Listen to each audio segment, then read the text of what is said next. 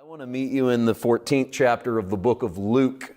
Let's go to the Gospels this evening and let's focus with Jesus on a story that Jesus tells. I want to set the stage for this by, I don't always put titles. I always put a title on our message when we post it because they're easy to find. You don't just put up your name and the date. It's easier to give people a title of a sermon. So as I edit them and go back through them, usually a title falls out.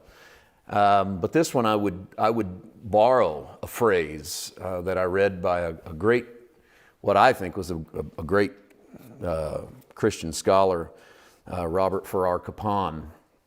He wrote that God had a monomaniacal commitment to grace. That's a phrase I thought was pretty deep. But what I would title this is the crazy initiative of grace. And I want to try to preach towards that idea tonight, all right? Walk you up to that idea that that God has an initiative that is grace, that He is going to pull off no matter what we do about it, no matter how much we get in the way, no matter how badly it bothers us. God is going to function through grace.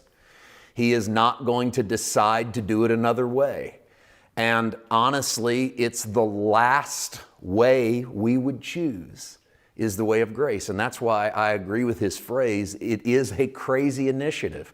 It is crazy to try to force grace on people in a world obsessed with meritocracy. We build almost all of our structures out of only the strong survive.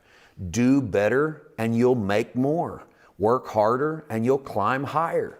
And I'm not here to bemoan that structure, although that structure has its own built-in problems, and we know it. It tends to crush people that don't climb well. It tends to leave people behind that don't move fast enough.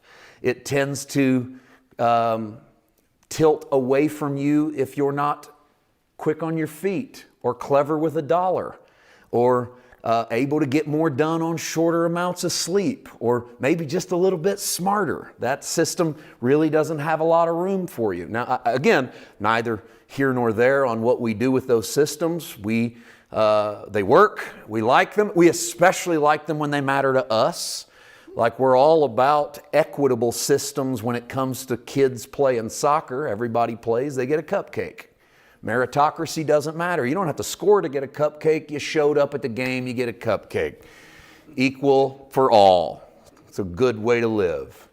We don't want a heart surgeon that was chosen in an equitable system. We want a heart surgeon that was chosen in a meritocracy. Because we don't want one that was chosen because they were the right height, they went to the right school, they're the right gender, they're the right skin color. We want the one that's the best.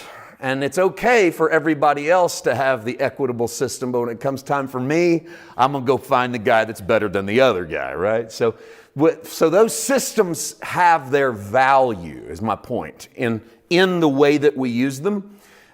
Yes, they tilt sometimes towards, especially at the top, towards tyranny, and that must always be kept in check. It's also why I went through that whole spiel, because I want to show you how opposite grace is, because grace is the free favor of God, where God doesn't put a bill of sale in front of you and say, you owe me because I died on the cross for you and you're coming up short this week and I'm not going to bless you and I'm not going to anoint you and I'm not going to forgive you and I'm not going to favor you. We are not in a spiritual meritocracy where only the strong get to go to heaven, only the truly moral or good get to spend time with Jesus someday. Aren't you glad that meritocracy doesn't exist in glory? Instead, that God's grace, which is crazy considering that it works so well the other way to promote the best of the best, and then you have the way of grace, which promotes sometimes the worst of the worst.